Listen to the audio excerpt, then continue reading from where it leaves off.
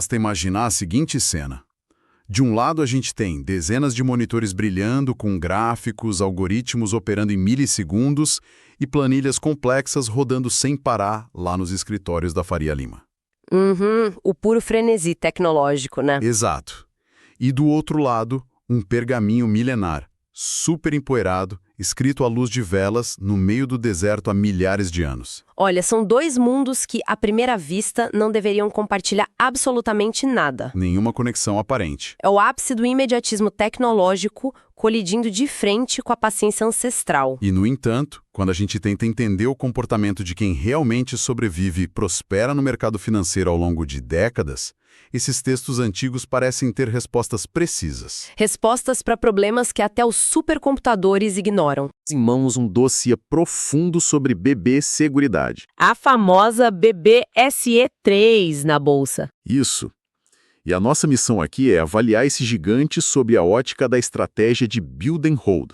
Ou seja, comprar bons negócios e segurar para o longo prazo, com foco total na geração de fenda passiva. E sem dúvida essa é uma das empresas mais debatidas por quem investe no Brasil. Com certeza. Ela construiu aquela reputação de ser uma verdadeira vaca leiteira, sabe? Aquela companhia que gera caixa de um jeito tão consistente que o pagamento de dividendos vira um relógio suíço. É impressionante mesmo. E o nosso roteiro de hoje tem duas partes. Primeiro, vamos desempacotar as engrenagens ocultas, a matemática financeira e os riscos desse negócio. Destrinchar de onde vem o dinheiro. Exatamente. E, em segundo lugar, vamos entender como o controle comportamental, curiosamente baseado em sabedoria bíblica milenar, pode ser o escudo perfeito contra o caos moderno do mercado. Porque quando se trata de alocação de capital, o controle emocional e entender de verdade como a empresa ganha dinheiro são vitais. Mais do que qualquer planilha, né? Muito mais. A planilha projeta um cenário ideal, claro, mas é o estômago de quem investe que determina quem não entra em pânico e chega ao final da jornada. Bom, então vamos começar pelo motor operacional da empresa, a origem de toda essa enxurrada de dividendos. A BB Seguridade não é tipo uma seguradora comum que abre lojinhas na rua. Não, de forma alguma. Ela funciona, na verdade, como uma holding. Certo. É uma estrutura corporativa imensa que agrupa várias operações debaixo do mesmo guarda-chuva. Para dar uma dimensão para quem nos ouve, a gente tem a Brasilseg, Que é fortíssima no agro, né? fortíssima. Tem um peso gigantesco no agronegócio e também em seguros de vida. Aí temos a Brasilprev, que é um leviatã na captação de previdência complementar. Sim, movimenta bilhões. Tem a Brasilcap para títulos de capitalização e a própria BB Corretora que junta tudo isso. Mas o coração dessa máquina toda, o grande diferencial para a tese de investimentos, é o que chamamos de bancassurance. E vamos explicar esse conceito de bancassurance. Basicamente é uma parceria onde a seguradora usa o balcão de um banco para vender os produtos dela. É a vitrine perfeita. E é aí que está o fosso competitivo colossal deles, o famoso moat. A BB Seguridade tem um contrato de exclusividade intocável para usar toda a rede de agências físicas e digitais do Banco do Brasil até 2033. Esse é o pulo do gato. É como ter a concessão do único pedágio da estrada mais movimentada do país, só que sem precisar gastar um único centavo para asfaltar a via. Adoro essa analogia. A Via, que é a infraestrutura pesada, já é o próprio Banco do Brasil. E o que é fascinante aqui é o impacto disso na demonstração de resultados da companhia. Como assim? Não precisar construir a estrada muda tudo.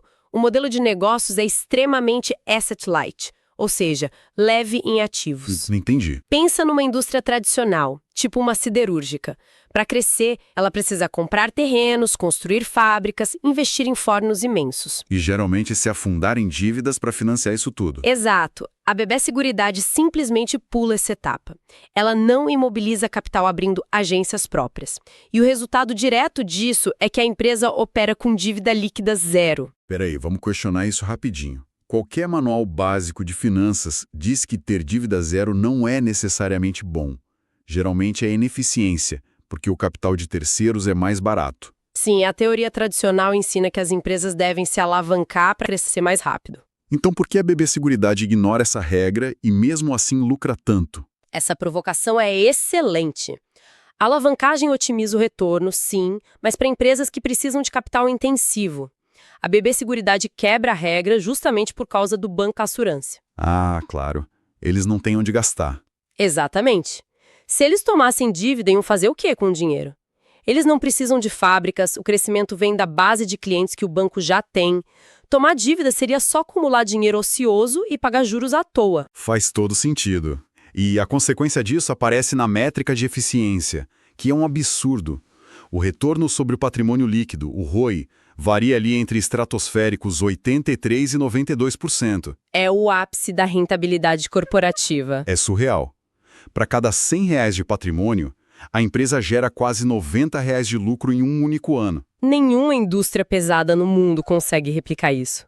A conversão do lucro contábil em fluxo de caixa livre é quase perfeita. É dinheiro vivo entrando no caixa o tempo todo. Então, se a empresa gera todo esse lucro e não tem onde gastar com expansão, nem tem dívida para pagar, para onde vai essa montanha de dinheiro? Bom, essa é a melhor parte para quem é sócio do negócio, né? O dinheiro tem um destino certo, a conta bancária de quem detém as ações.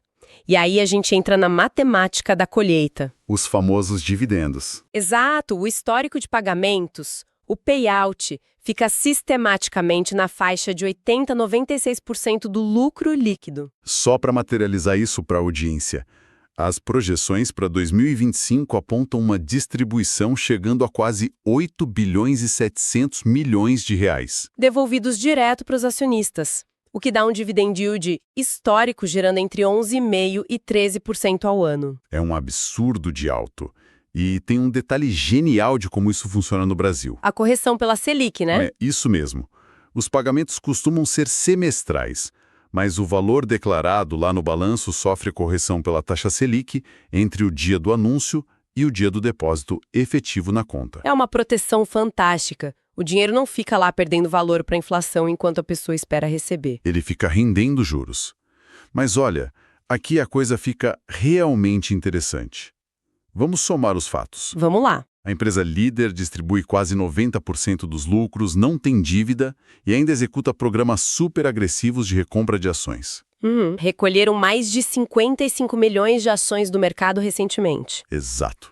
Eles estão encolhendo o bolo. O que significa que quem não vende as ações passa a ser dono de uma fatia maior dos lucros futuros sem colocar um centavo a mais. É o cenário dos sonhos para o investidor de longo prazo. E mesmo com tudo isso, a ação negocia a múltiplos que parecem muito descontados na tela. Pois é, o preço sobre lucro PL fica ali em 7,5 a 8 vezes, enquanto pares de qualidade, tipo a Caixa Seguridade, negociam na casa de 10 vezes. E tem a aplicação do método de Bazin também, que reforça bem essa tese de desconto. Vamos dar um passo atrás e explicar isso rápido. O método de Bazin foi criado pelo Décio Bazin, um investidor clássico brasileiro, para achar o preço teto de uma ação focada em dividendos. A matemática é super direta. É só pegar a média de dividendos pagos nos últimos anos e dividir por um retorno mínimo exigido. Geralmente exigem uns 6 ou 8%. Se a gente aplicar isso na BB Seguridade exigindo 8%, o preço teto aceitável seria entre 50 e quase 54 reais. Só que as cotações recentes andam ali na faixa de 34 a 38 reais. Então, o que isso significa na prática? Por que o mercado deixaria uma barganha gigante dessas na mesa? Essa é a pergunta de $1 milhão. Tem que ter uma pegadinha escondida. O mercado não é uma instituição de caridade, certo? E não é mesmo. Quando a gente conecta essas métricas ao cenário macroeconômico, a pegadinha aparece. O mercado precifica incertezas o tempo todo. Então vamos encarar o elefante na sala e falar dos riscos estruturais. A primeira coisa é entender a dependência crônica da taxa Selic, que tem a ver com o conceito de float. Isso é vital. Toda seguradora recebe o dinheiro do prêmio do seguro muito antes de ter que pagar qualquer indenização, certo? Isso, é como se ela fosse um gigantesco reservatório de água.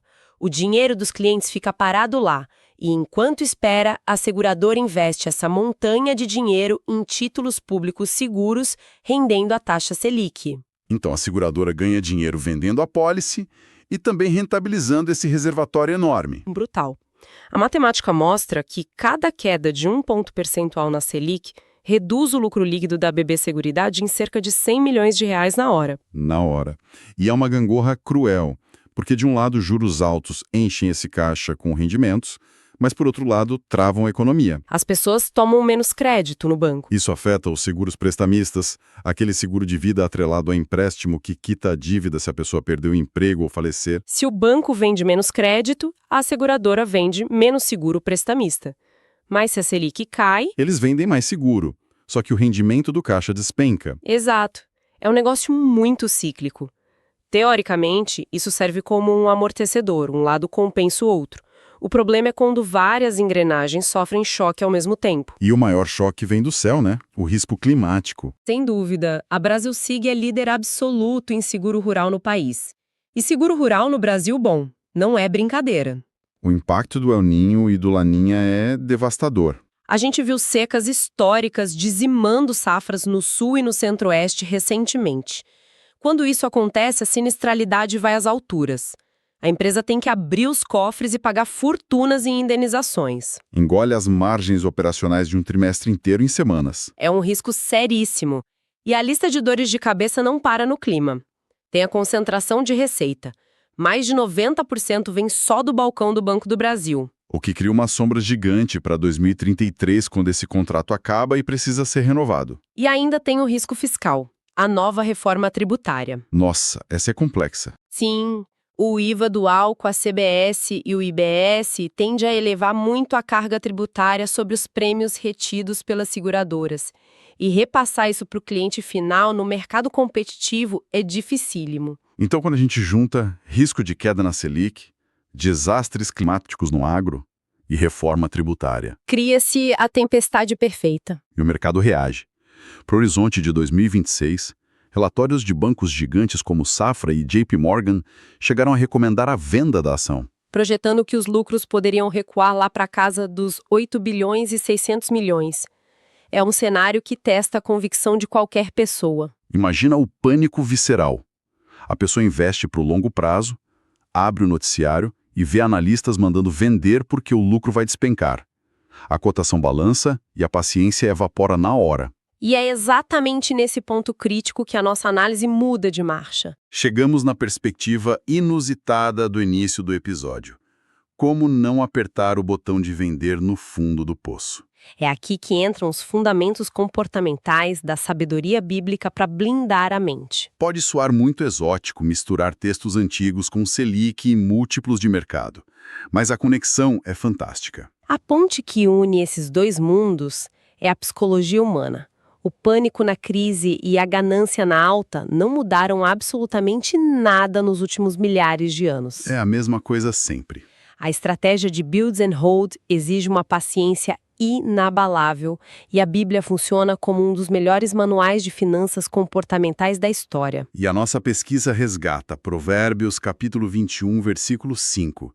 Diz que os planos do diligente conduzem à abundância, mas a pressa excessiva leva à pobreza. Uma crítica direta ao imediatismo.